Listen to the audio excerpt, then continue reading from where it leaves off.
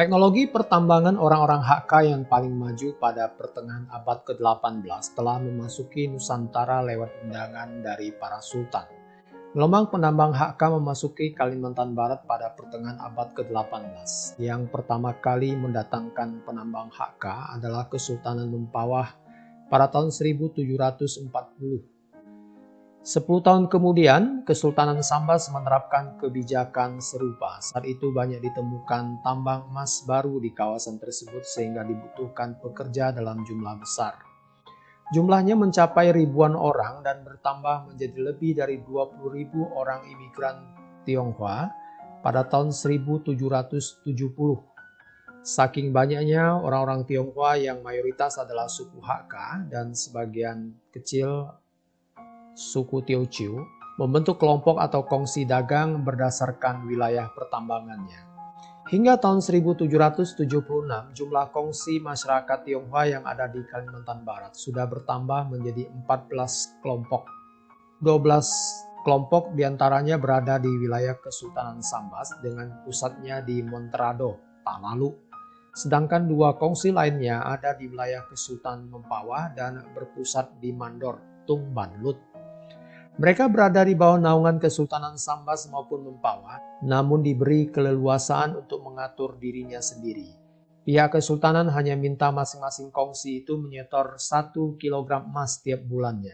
Ke-14 kongsi tersebut kemudian membentuk aliansi dalam satu organisasi bernama Hisun pada tahun 1777.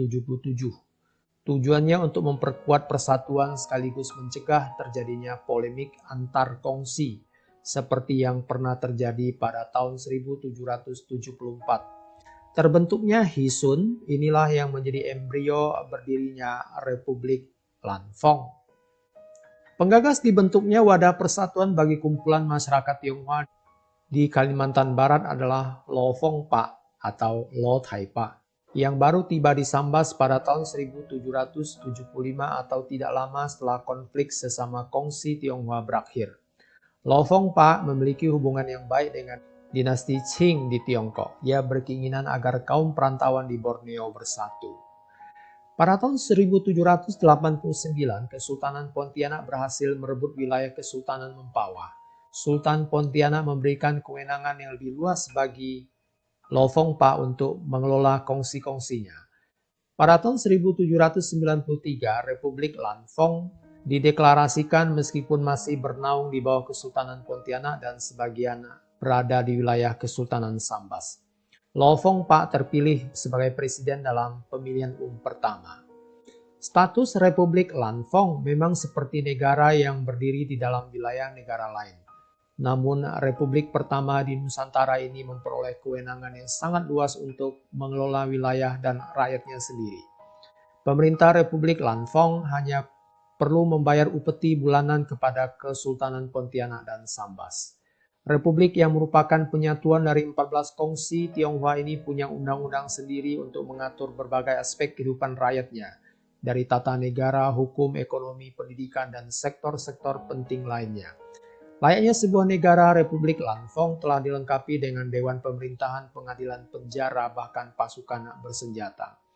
Perjalanan riwayat Republik Lanfong di Kalimantan Barat berlangsung cukup lama, hingga 91 tahun, dari tahun 1793 sampai tahun 1884. Republik Lanfong telah dipimpin 13 presiden yang dipilih melalui pemilihan umum.